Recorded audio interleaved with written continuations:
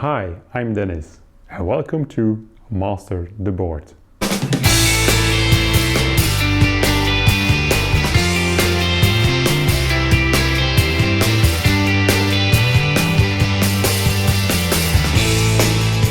Do you remember last week's video where I mentioned that I ordered a new skimboard? If not, then I will put a link here somewhere and in the description that you can view that last week's video as well. But very good news, the new skimboard has arrived. So I would say, let's go and pick it up.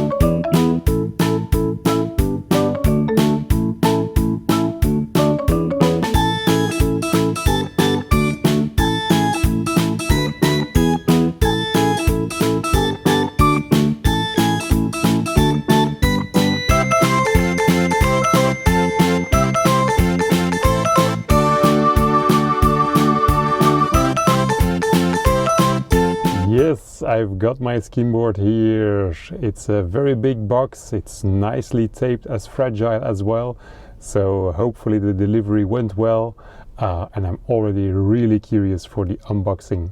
But that's something we will do back home.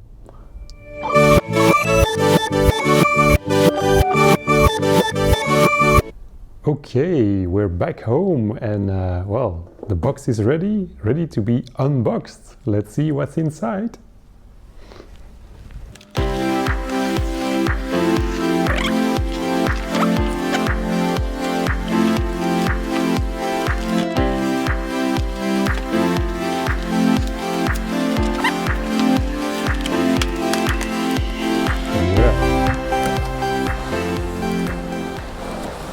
Dun, dun, dun, dun. Ooh, here it is, my zebra.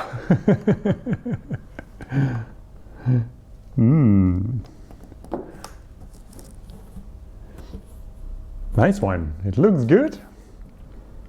Definitely a big difference with the board that I was using.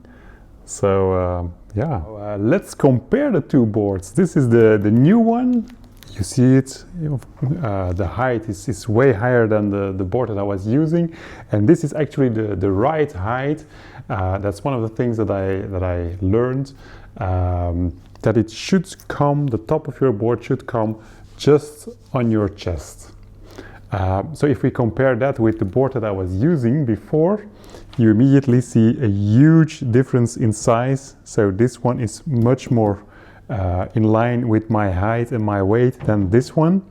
And well, if I compare the weight, then I think it's probably more or less the same.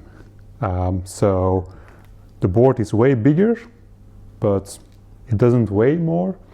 And yeah, well, you can see that there is a big difference, of course. This is just a wooden board, this is the fiberboard, nice prints on it, the height is better, the width is, I think, more or less the same. Yeah, well, it's a bit wider, but you can see a huge difference. So hopefully this will also give a huge difference in the skimboarding performances. Now, before I can use my new board, of course, I have to wax it.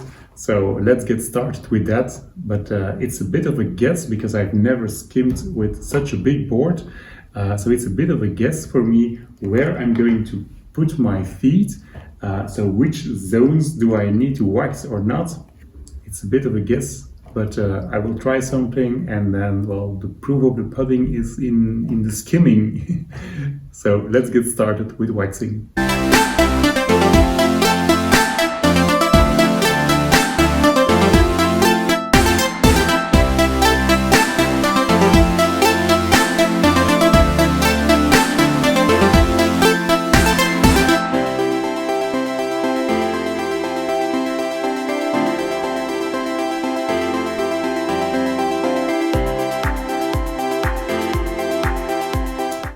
waxed up the boards. I'm not sure whether it will be good or not, because as I mentioned before, it's the first time that I wax a fiberboard that is that big, and it really feels different than waxing a wooden board.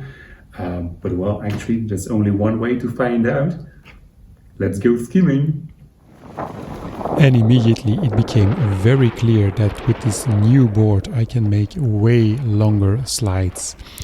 I even don't have to run that fast to make easily slides up to 20, 30, 40 meters without any problem.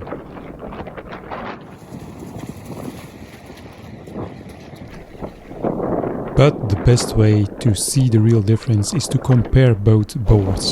So the old one on the top, the new one in the bottom, same conditions, same type of run, same speed, and clearly a way longer slide for the new board. But I have to admit, it wasn't like that from the beginning. The board reacts totally different, so I had to learn and had to feel the board again. And well, there's only one way to get to know your board, and that's by practicing. Practicing a lot, slide after slide. And I couldn't get enough of it, because with every slide you feel yourself improve and you feel the board, you know how it reacts, you even can make some turns and some twists. Not yet the big twist, not yet the full flips, but I'm sure it's coming.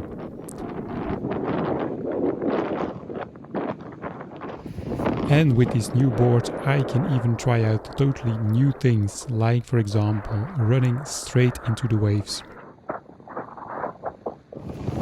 While testing the board I also noticed that the technique that I'm using becomes really important. Just a slight error in how I jump on the board or how I keep my balance, and suddenly the board spins and I'm going backwards, or I'm making turns that were absolutely not intended to be there.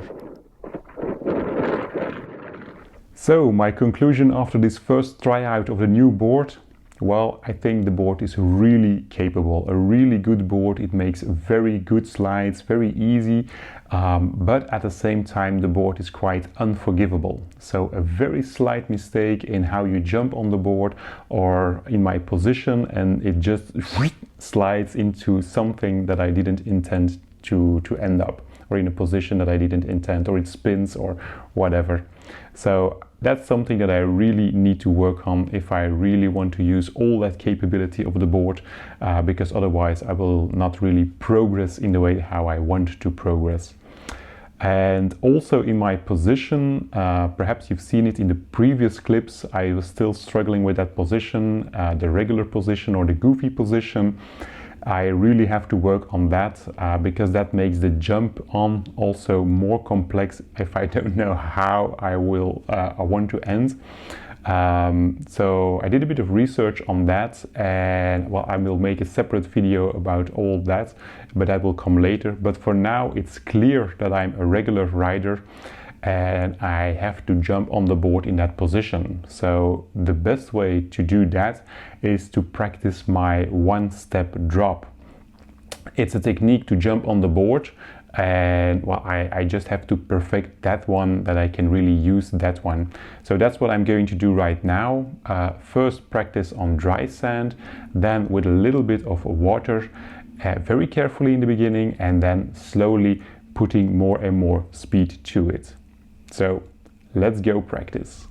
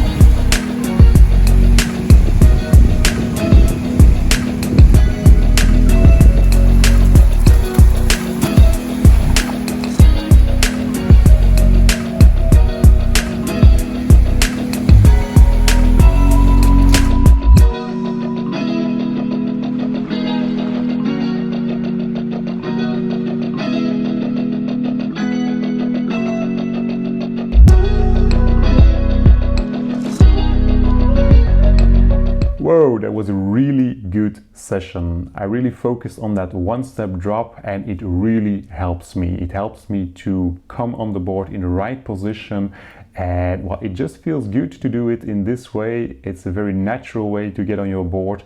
You're immediately in the right position and you can control the board much more easy. So now that I know that, now that I have the feeling of this one-step drop, I can put more power into it. So let's go and do that.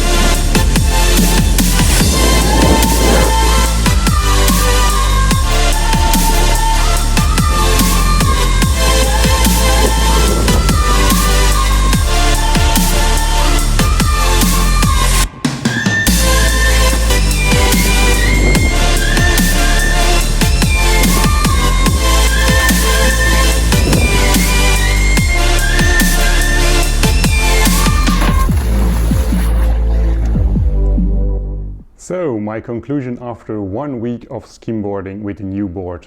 I think it was really worth the investment. I really like the board. It makes me help to slide longer, slide easier, but at the same time I still have to practice a lot. And well, that's good news as well, because otherwise what would be the use of this YouTube channel, isn't it? And it's not only about practicing with the board and how to control the board and slide with the board, it's also, as I mentioned in my first videos, it's also about my physical health. If I really want to succeed with this board, then I need to run still way faster. Well, of course, that's partly because of well, the experience with the board and how to jump on the board in the right way. But it's also just about the physical health, being able or capable of running that fast again. And I know I have it in me because I used to do a lot of athletics and sprinting, so that will be all right, but I still have to practice on it. So that's it for now. If you like my progress, if you like all the effort that I put in to become better with skimboarding, then give a thumbs up on this video and subscribe to my channel, and then you can stay tuned about all my adventures to master this board.